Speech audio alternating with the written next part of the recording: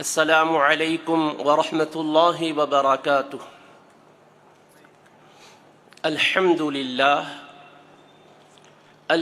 للہ رب العالمین، والصلاة والسلام علی حبیبہ سید الانبیاء واشرف المرسلین،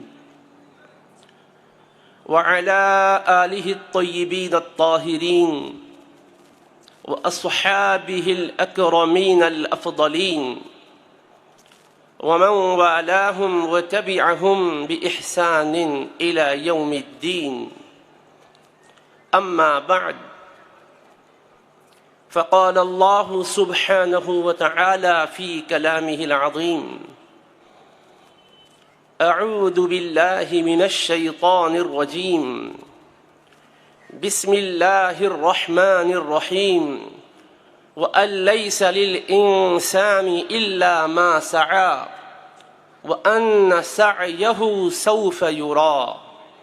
وقال تعالى في شأن حبيبه الكريم: إن الله وملائكته يصلون على النبي يا أيها الذين آمنوا صلوا عليه وسلموا تسليما. اللهم صل على سيدنا محمد وعلى آله وصحبه أفضل صلواتك وعدد معلوماتك وبارك وسلم.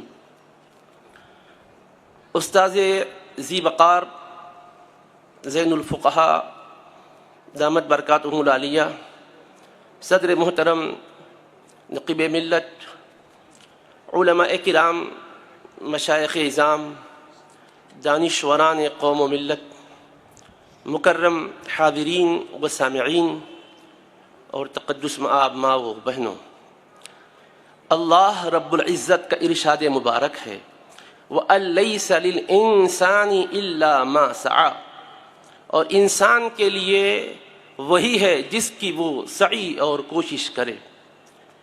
وَأَنَّ سَعْيَهُ سَوْفَ يُرَى، اور یہ کہ وہ اپنی کوشش کا پھل اپنی آنکھوں سے دیکھ لے گا. اللہ رب العزت کا وعدہ ہے کہ جو بندہ بھی سعی اور جہد مسلسل کرتا ہے، اللہ تبارک و تعالی اس کی کوشش میں اسے کامیابیوں سے ہمکنار فرماتا ہے.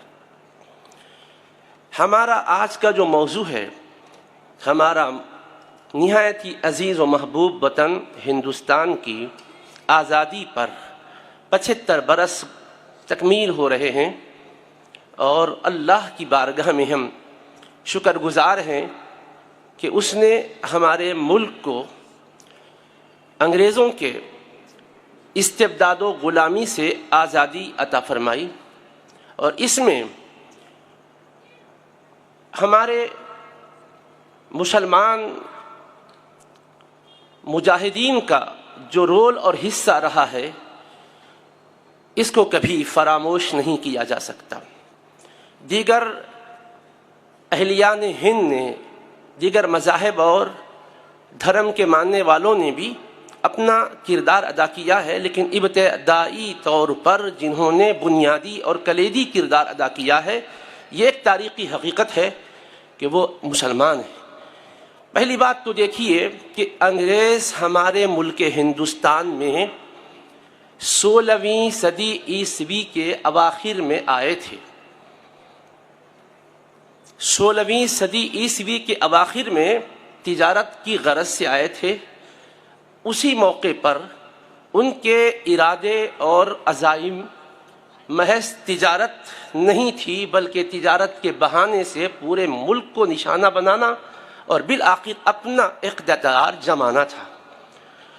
اللہ پاک نے اس زمانے میں امام ربانی مجدد الف ثانی شیخ احمد فاروقی سرہندی قدس اللہ سرہ النورانی کو جو فراست مومنانہ بخشا تھا، اس نور فراست میں وہ دیکھ لیے تھے کہ در پردہ ان کے عزائم ملک کے حوالے سے اور باشندگان ملک کے حوالے سے غلط ہیں. اس لیے آپ نے اپنے مکتوبات میں اپنے فکر کو جہاں پیش کیا ہے، وہیں اس حقیقت سے بھی پردہ ہٹایا کہ ہمارے دشمنوں میں بدترین دشمن یہ فرنگی لوگ ہیں جن کے ارادے غلط ہیں، جو بالآخر اس کے ذریعے سے ملک کو اپنا اقتدار کا مرکز بنانا چاہتے ہیں اور آگے جا کر لڑائیں گے، اور یہ بہت زیادہ نقصان کا، ضرر کا باعث بنیں گے۔ یہ کب کی بات ہے؟ 1585 عیسوی کی بات ہے۔ ہمارا ملک آزاد ہوا 1947 عیسوی کو۔ انگریز داخل ہوئے 16ویں صدی کے اواخر میں، ابھی قدم جمی میں تھے ان کے، ابھی آئے تھے۔ امام ربانی نے اس حقیقت سے پردہ کب اٹھایا؟ 1585 عیسوی میں۔ آپ نے اس حقیقت سے باخبر کر دیا ملک کے باشندگان کو کہ ان کے یہ مکرو عزائم ہیں، اور پھر رفتہ رفتہ تجارت کے ذریعے سے وہ اپنے قدم جماتے رہے، اور یہاں جب ان کے قدم جمنے لگ گئے، ایسٹ انڈیا کمپنی کو انہوں نے متعارف کروایا۔ لوگ اس کی جال سازی کو، اس کے پیچھے کے مکر کو سمجھے نہیں، مگر سب سے پہلے یہ بھی ایک تاریخ ہے کہ یہ آئے تھے 16ویں صدی کے اواخر میں۔ اب آئیے 16ویں صدی کا اواخر، پھر 17ویں صدی، پھر 18ویں صدی۔ سن 1798 میں ہمارے حیدرآباد دکن کو یہ اعزاز حاصل ہے کہ حیدرآباد دکن کے پرانی حویلی کے محلے میں رہنے والے گوہر علی صدیقی نے ایسٹ انڈیا کمپنی کے بارے میں یہ بات واضح کی ہے کہ یہ تجارت کے نام پر، ٹریڈنگ کے نام پر دراصل مکرو عزائم رکھتی ہے۔ اس کی ان جال سازیوں سے باخبر رہنا چاہیے اور اس کے خلاف اٹھ کھڑا ہونا چاہیے۔ چنانچہ اپنی بساط کے مطابق انہوں نے اپنے ہم خیال لوگوں کی ایک جماعت تیار کی۔ یہ بھی تاریخی حقیقت۔ 1798 عیسوی حیدرآباد دکن اور پرانی حویلی سے انہوں نے ایک جتھا تیار کیا۔ اب رہ گیا 1756 عیسوی کو وردی علی خان نے یقیناً انگریزوں کے خلاف تحریک چلائی اور اس میں انہیں کامیابی بھی ہوئی۔ اس کے بعد 1757 عیسوی کو انہی کے نواسے سراج الدولہ نے مقابلہ کیا، اور انہی کے پاس رہنے والے اسی علاقے کے کچھ دھوکہ بازوں کی دھوکہ بازی کے نتیجے میں بالآخر انہیں کامیابی نہیں ہوئی۔ لیکن یہ 1756 میں وردی علی خان نے، اور سراج الدولہ نے 1757 میں، اور 1799 میں ٹیپو خان شہید یقیناً مجاہدانہ کردار ادا کرتے رہے، لڑتے رہے، اور ان کا وہ جملہ کبھی فراموش نہیں کیا جا سکتا کہ گیدڑ کی 100 سالہ زندگی سے شیر کی ایک دن کی زندگی بہتر ہے۔ اور اللہ نے انہیں کامیابی بھی عطا کی، مقصد کو پا گئے، جام شہادت تو نوش کیا، مگر مقصد ان کا بلند و بالا رہا۔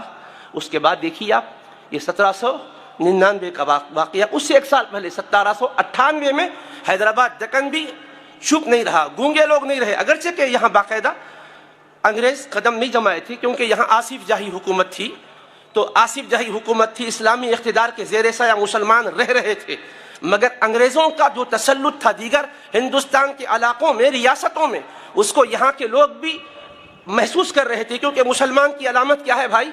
کہ مسلمان کے بارے میں ہمارے پیغمبر اسلام نے فرمایا، المؤمن للمؤمن کالبنیان یشد بعضہ بعضا، ایک مومن دوسرے مومن کے لیے عمارت کی مانند ہے، اس کا ایک حصہ دوسرے کو تقویت دیتا ہے۔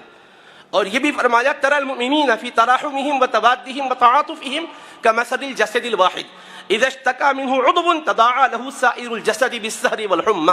آپ مومنوں کو دیکھو گے، ایمان والوں کو، ایک دوسرے کے ساتھ رحمدلی کا مظاہرہ کرنے میں، ایک دوسرے کے ساتھ پیار اور محبت کا اظہار کرنے میں، ایک دوسرے کے جذبات کی قدر کرنے میں وہ ایک جسم کی طرح ہوں گے۔ اس کے کسی ایک حصے کو تکلیف ہوتی ہے تو بقیہ حصہ اور پورے اعضاء ایک دوسرے کو دعوت دیتے ہیں، آؤ اس کے غم کو بانٹیں، اس کے درد میں شریک ہو جائیں۔ یہ کیسے ممکن ہے کہ دکن کا یہ علاقہ ہندوستان کے دیگر ریاستوں کے درد کو اپنے اندر محسوس نہ کرتا ہو؟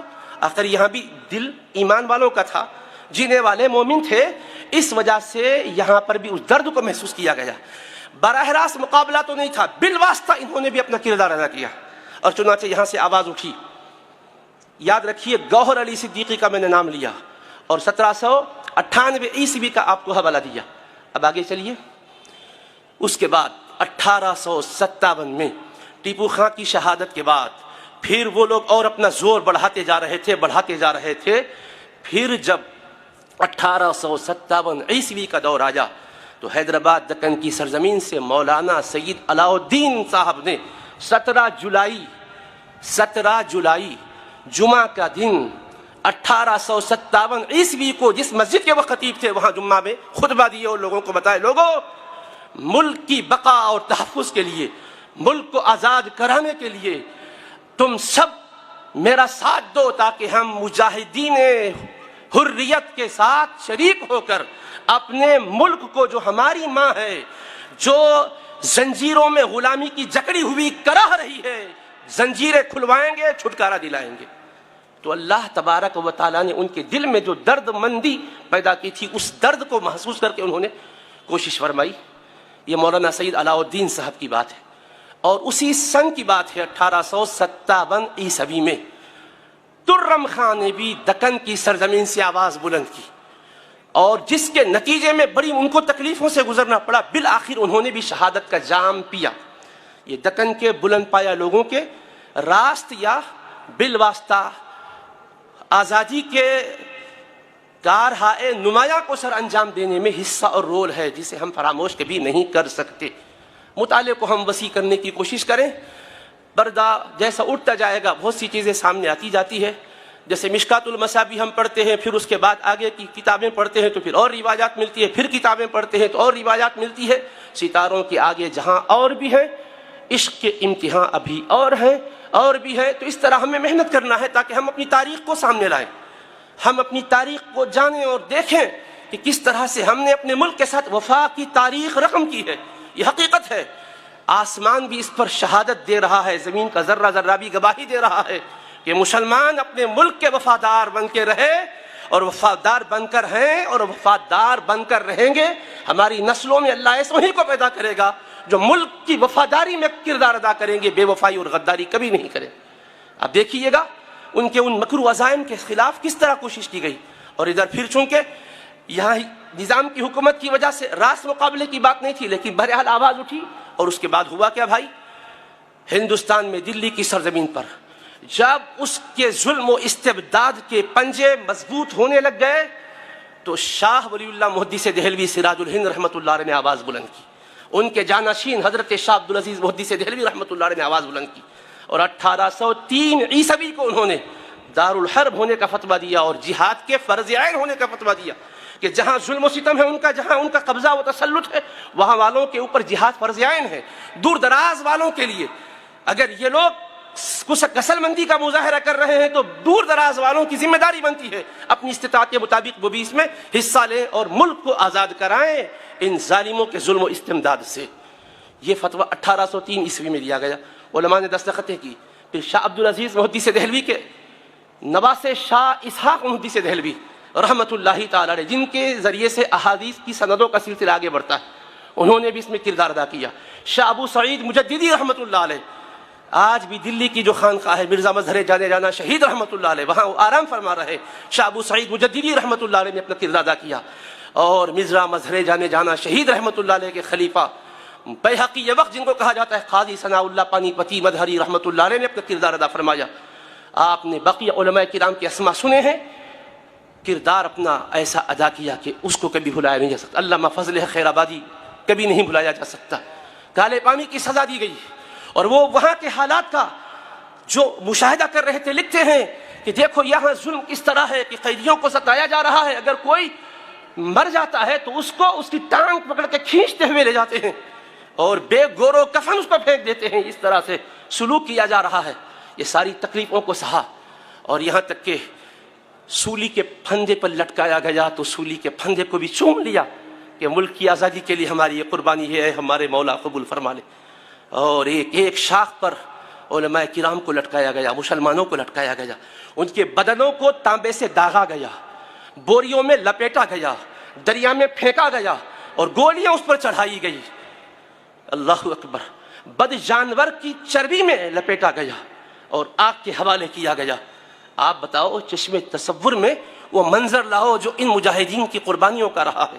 ان قربانیوں کے نتیجے میں آج ہمارا ملک آزاد ہے، امن و سلامتی کے ساتھ آپ ہم جی رہے ہیں، 75ویں اس کی آزادی کی مناسبت سے برسی منا رہے ہیں۔ عزیزان گرامی قدر، ہمارے ملک کے اندر انگریزوں کی یہ جو مکاریاں جال سازیاں تھیں ہر جگہ محسوس کی گئی اور ہر علاقے سے قربانیاں دی گئی. سیدی شیخ الاسلام امام انوار اللہ فاروقی بانی جامع نظامیہ رحمۃ اللہ علیہ کے ایک شاگرد رشید تھے حضرت مولانا نعیم اللہ بختیاری ندیم اللہ بختیاری رحمۃ اللہ علیہ. ان کے صاحبزادے حضرت مولانا سید صبغت اللہ بختیاری رحمۃ اللہ علیہ، انہوں نے جامع نظامیہ میں تعلیم حاصل کی. جامع نظامیہ میں انہوں نے اکتساب علم و عرفان کیا. ان کے اساتذہ میں حضرت علامہ ابو الوفا افغانی رحمۃ اللہ علیہ اور دیگر اساتذہ ہیں. حضرت محدث ادکن رحمۃ اللہ علیہ سے بھی ان کو بڑی خاص نسبت حاصل تھی، ان سے اکتساب فیض کیا. تو یہ علامہ سید صبغت اللہ بختیاری رحمۃ اللہ علیہ جو جامع نظامیہ میں جنہوں نے علم کی آنکھیں کھولی، علم کے پیالے پیے، پھر مزید وہ آگے ترقی کرتے رہے، ان کی قربانی کو بھی تحریک آزادی میں کبھی بھلایا نہیں جا سکتا. انہوں نے بھی اپنے جذبہ ایمانی کا اظہار کیا اور سرفروشی کے ساتھ آگے بڑھے. جیل میں ڈالا گیا، قربانی دی، ملک آزاد ہوا سب کی قربانیوں کی برکتوں سے. بعد میں پھر اللہ پاک نے انہیں موقع دیا، پھر تدریس کا باقیات و صالحات میں آ کے اخیر زمانے تک وہ تدریس کرتے رہے، پھر اللہ سے جا ملے. الغرض عزیزان محترم، شیخ الاسلام بانی جامع نظامیہ نے اپنی کتابوں میں، وہ کہ ڈائریکٹ مقابلہ نہیں تھا مگر ان کے افکار و نظریات سے، ان کے باطل ارادوں سے امت کو باخبر کرانا تھا، تاکہ ان کے خلاف جب مسلمان اٹھے تو یہ خیال نہ آئے کہ محض مذہب کی جنونی کیفیت میں اٹھ رہے ہیں. نہیں، ہمارا مذہب جبراً کسی پر اپنا دین مسلط کرنے کی تعلیم نہیں دیتا. آپ نے مفکر اسلام شیخ الجامع قبلہ سے سماعت فرمایا، انگریزوں سے ہماری دشمنی محض اس لیے میں کہ وہ عیسائی ہے. ارے نان مسلم سے دشمنی نان مسلم مذہب کفر کی وجہ سے نہیں ہو سکتی ہے، اس لیے کہ ہمارے پیغمبر اسلام نے ہمیں تعلیم دی ہے ہر انسان کے ساتھ اچھا سلوک کرنے کی، ہر ایک کے ساتھ رواداری کا مظاہرہ کرنے کی. بنی آدم ہیں سارے کے سارے. اس لیے جب ان کی وجہ سے ہو کیا رہا تھا، ایک تو یہ کہ ہمارے ملک پر ناجائز قبضہ، ملک ہمارا اور ان کا قبضہ، ملک کی حفاظت کرنا ہر ایک ملک کے باشندے کی ذمہ داری، اور سب سے پہلے اس کا احساس مسلمانوں نے کیا. دوسری بات یہ ہے کہ پھوٹ ڈالو اور حکومت کرو.